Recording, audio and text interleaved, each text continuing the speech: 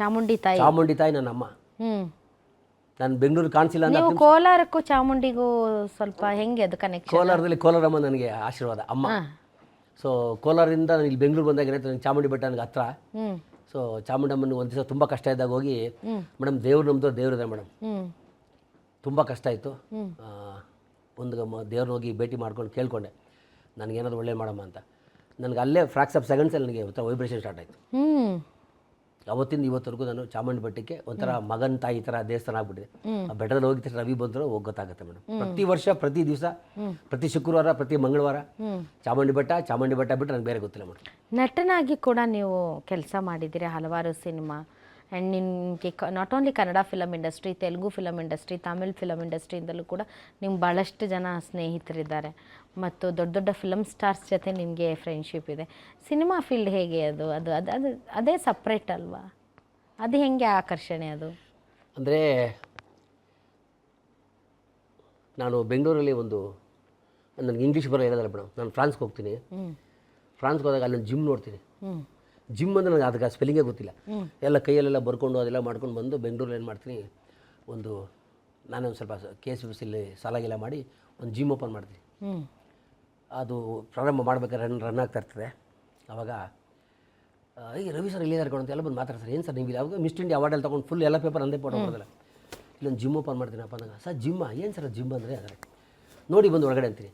ಅವಾಗ ನಾನು ಆಚೆ ಕಡೆ ರವಿ ಜಿಮ್ ಓಪನ್ ಮಾಡ್ತಾರೆ, ರವಿ ಜಿಮ್ ಓಪನ್ ಮಾಡಿದಾಗ ಜಿಮ್ ರವಿಗೆ ಹೋಗ್ತೀನಿ. ಸೊ ಓಪನ್ ಮಾಡ್ತೀನಿ. ಓಪನ್ ಮಾಡಿದಾಗ ಪುನೀತ್ ರಾಜ್ಕುಮಾರ್ ನನಗೆ ಮೊದಲ ವಿದ್ಯಾರ್ಥಿ. ರವಿಚಂದ್ರನ್ ಆಗ್ಬೋದು, ಪುನೀತ್ ರಾಜ್ಕುಮಾರ್ ಆಗ್ಬೋದು, ಸುಮಾರು ಸಿನಿಮಾ ಸ್ಟಾರ್ಸ್ ಆಗ್ಬೋದು, ಎಲ್ಲ ಬರ್ತಾರೆ ಮೇಡಮ್. ಎಲ್ಲ ಬಂದು ನಮ್ಮ ಜಿಮ್ಮಲ್ಲಿ ವರ್ಕೌಟ್ ಮಾಡ್ತಾರೆ. ಅದರಲ್ಲಿ ನಮ್ಮ ಪವನ್ ಕಲ್ಯಾಣ್ ಸರ್ ಆಗ್ಬೋದು, ಚಿರಂಜೀವಿ ಸರ್ ಆಗ್ಬೋದು, ಆಮೇಲೆ ಅವ್ರ ಮಗ ವರುಣ್ ತೇಜ್ ಆಗ್ಬೋದು. ಹೆಂಗೆ ಹುಡ್ಕೊಂಡು ಬಂದರು ಅವರು? ಪೇಪರ್ ಎಲ್ಲ ಬರ್ತಾರೆ. ಹೈದರಾಬಾದಲ್ಲೆಲ್ಲ ಜಿಮ್ ಇರಲಿಲ್ವಾ? ಅದೇ ವೆರಿ ಗುಡ್ ಕ್ವಶನ್. ಅದೇನಾಗುತ್ತೆ, ಪೇಪರೆಲ್ಲ ಬರ್ತದೆ, ಡೆಕ್ಕನಲ್ಲಿ, ಇಂಡಿಯನ್ ಎಕ್ಸ್ಪ್ರೆಸ್ ಎಲ್ಲ, mister India Ravi body builder ಅಂತ ಅವಾರ್ಡೆಲ್ಲ ತೊಗೊಂಡು ಬಂದಿರ್ತದೆ.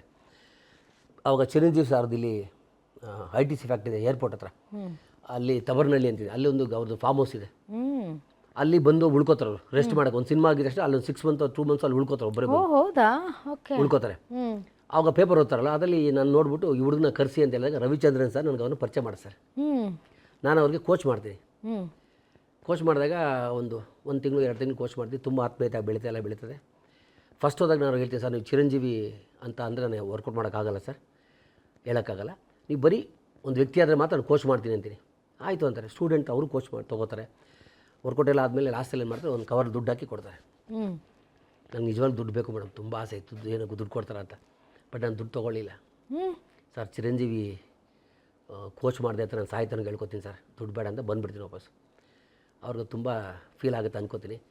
ನನಗೆ ರವಿಚಂದ್ರ ಸರ್ಗೆ ಫೋನ್ ಮಾಡಿ ಅವ್ನಿಗೊಂದು ಸಿನಿಮಾದಾಗ ಚಾನ್ಸ್ ಕೊಡು ಅಂತ ಹೇಳ್ತಾರೆ. ಅವಾಗ ನನಗೆ ಸಿಪಾಯಿ ಸಿನಿಮಾಗೆ ಕರೆದು ಚಾನ್ಸ್ ಕೊಡ್ತಾರೆ ಮೇಡಮ್. ನನಗೆ ನಮ್ಮಪ್ಪ ಡೈರೆಕ್ಟರ್ ಅಲ್ಲ, ನಮ್ಮಪ್ಪ ಪ್ರೊಡ್ಯೂಸರ್ ಅಲ್ಲ, ನಮ್ಮಪ್ಪ ನಿರ್ಮಾಪಕರಲ್ಲ, ಯಾರೂ ಅಲ್ಲ, ಏನೂ ಅಲ್ಲ. ಸೊ ಅಂದಾಗ ನನಗೆ ಹಿಂದೂದರ್ ಅಂತ ಒಬ್ಬ ಸಿನಿಮಾ ಆಗ್ತಿರ್ತಾರೆ, ತುಂಬ ತಿರ್ಕೊಂಬಿಟ್ರು. ಅವ್ರು ಕರ್ಕೊಂಡೋಗಿ ರವಿಚಂದ್ರನ್ ಹತ್ರ ಬಿಡ್ತಾರೆ.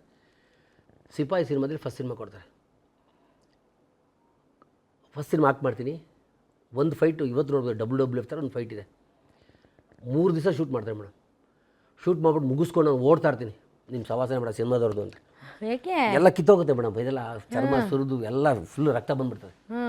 ಸಕಲೇಶ್ಪುರದಲ್ಲಿ ಬೆಟ್ಟದಲ್ಲಿ ಶೂಟಿಂಗ್ ಬೇಸಿಗೆ ಕಾಲದಲ್ಲಿ ಹಾಕ್ಬಿಡ್ತಾರೆ. ರವಿಚಂದ್ರ ಮೈಕಲ್ ಕರೀತಾರೆ, ಬಾಡಿ ಬಿಲ್ಡರ್ ಅಂತ. ನಾನು ಬರಲ್ಲ ಸಾರ್ ಅಂತೀನಿ. ಬರೋ ಅಂತ ಕರೀತಾರೆ. ಜನ ಫುಲ್ ಇರ್ತಾರೆ ಮೇಡಮ್. ಆವಾಗ ಒಂದು 5 ಸಾವಿರ ಫಸ್ಟ್ ಪೇಮೆಂಟ್ ಕೊಟ್ಬಿಟ್ಟು ಹೇಳ್ತಾರೆ, ನೀನು ಸಿನಿಮಾಗೆ ಬರ್ತೀಯ ಅಂತಾರೆ. ನನ್ನ ತಾಯಣ್ಣಂಗೆ ಸಿನಿಮಾ ಬರಲ್ಲ ಸರ್ ಅಂತೀನಿ. ನಿಮ್ಮ ಸವಾಸನೆ ಬೇಡ ಸರ್ ಸಿನಿಮಾದಲ್ಲಿ, ಸರ್ ನಿಮ್ಮ ಸಿನಿಮಾನೇ ಬೇಡ ಅಂತೀನಿ. ಎಲ್ಲ ನಕ್ಬಿಡ್ತಾರೆ ಮೇಡಮ್. ಅಲ್ಲಿಂದ ಓಡ್ಬರ್ತೀನಿ ಮೇಡಮ್. ಇವತ್ತು 105 ಸಿನಿಮಾ ಮಾಡಿದೆ. ಸರಸ್ವತಿ ಎಲ್ಲರೂ ಕೈ ಬೀಸಿ ಕರಿತದೆ ಮೇಡಮ್. ನೀವು ಮಾಡೋ ಛಲ ಇದ್ದರೆ ಸರ್ ಏನು ಬೇಕಾದರೂ ಮಾಡ್ಬೋದು. ಆದರೆ ನೀನು ನೋಡಿ, ನೀವು ಸಿನಿಮಾಗೆ ಬಂದಿದ್ದು ನೀವು ನಂಬಿದಂಥ, ನೀವು ಸಾಧನೆ ಮಾಡಿದಂಥ ವಿದ್ಯೆಯಿಂದಲೇ. ಸೊ ಹಾಗಾಗಿ ನಿಮಗೆ ಭಾಳಷ್ಟು ಸಿನಿಮಾ ನಟರ ಪರಿಚಯ, ಆ ಮೂಲಕ ತಾವು ಸಿನಿಮಾಗೂ ಕೂಡ ಎಂಟ್ರಿ ಆದ್ರಿ. ಮನೆಯಲ್ಲಿ ವಿರೋಧ ಮಾಡಲಿಲ್ವಾ, ಸಿನಿಮಾ ಆ್ಯಕ್ಟಿಂಗ್ ಎಲ್ಲ ಬೇಡ ಅಲ್ಲಿ ಅಂತ? ನನ್ನ ಮನೇಲಿ ನನಗೇನು ಜಾಸ್ತಿ ನಮ್ಮ ಅಪ್ಪ ಅಮ್ಮ ನಂಬಿಕೆ ಇತ್ತು ಮೇಡಮ್. ನಾನು ಯಾವತ್ತೂ ಕೆಟ್ಟದಾರಿಗೆ ಹೋಗಲ್ಲ ಅಂತ. ಎಲ್ಲರ ಜೊತೆ ಸೇರ್ತೀನಿ ಮೇಡಮ್. ನಾನು ಎಲ್ಲರ ಜೊತೆ ಸೇರ್ತೀನಿ, ಕೆಟ್ಟದಾರಿಗೆ ನಾನು ಯಾವತ್ತೂ ಹೋಗ್ತಾ ಇಲ್ಲ ಮೇಡಮ್. ಇವತ್ತು ಅಷ್ಟೇ, ಪಬ್ಗೆ ಹೋಗ್ತೀನಿ, ಬಾರ್ಗೆ ಹೋಗ್ತೀನಿ, ಫ್ರೆಂಡ್ಸ್ ಇದ್ದಾರೆ, ಪಾರ್ಟಿಗೆ ಹೋಗ್ತೀನಿ, ಎಲ್ಲ ಹೋಗ್ತೀನಿ. ನಾನು ಯಾವತ್ತೂ ತೊಗೊಳ್ಳೋದು ಮೇಡಮ್. ನಮ್ಮಮ್ಮ ಹೇಳಿದ್ರಲ್ಲ ಅವತ್ತು, ಅದನ್ನು ಮನಸ್ಸಲ್ಲಿ ಇಟ್ಕೊಂಡು ಯಾವತ್ತು. ಸಿನಿಮಾ ಹೀರೋ ಆಗಿ ಕೂಡ ತಾವು? ಹೌದು ಮೇಡಮ್. ಒಂದು ಪುರುಷೋತ್ತಮ ಅಂತ ಮಾಡಿದೆ, ಅದು ಒಳ್ಳೆ ಹೆಸರು ಬಂತು, ಒಳ್ಳೆ ಒಳ್ಳೆ ಒಂದು 50 ದಿನ ಓಡ್ತದು ಸಿನಿಮಾ. ಹಾಂ ಸರ್, ಇದು ಏನೋ ಪುನೀತ್ ರಾಜ್ಕುಮಾರ್ ಸರ್ ಬಗ್ಗೆ ತಾವು ಹೇಳ್ತಾ ಇದ್ರಿ, ಅವ್ರು ತೀರ್ಕೊಂಡಿದ್ದ ವಿಚಾರ ಸರ್. ಮೇಡಮ್ ನನಗೆ ಅದೇ ನನಗೆ ನನಗೆ ಬ್ಯಾಡ್ ಏನೋ ಗೊತ್ತಿಲ್ಲ, ನನಗೆ ಒಳ್ಳೇದೋ ಕೆಟ್ಟದೋ ಗೊತ್ತಿಲ್ಲ. ಪುನೀತ್ ರಾಜ್ಕುಮಾರ್ ನಮ್ಮನ್ನು ಹುಡ್ಕೊಂಬರ್ತಾರೆ ಮೇಡಮ್. ಅವಾಗ ಜಿಮ್ ಇದ್ದಾಗ ಬಂದು ಸರ್ ರವಿ ಸರ್ ವರ್ಕೌಟ್ ಹೇಳ್ಕೊಡು ಅಂತ ಹೇಳ್ತಾರೆ.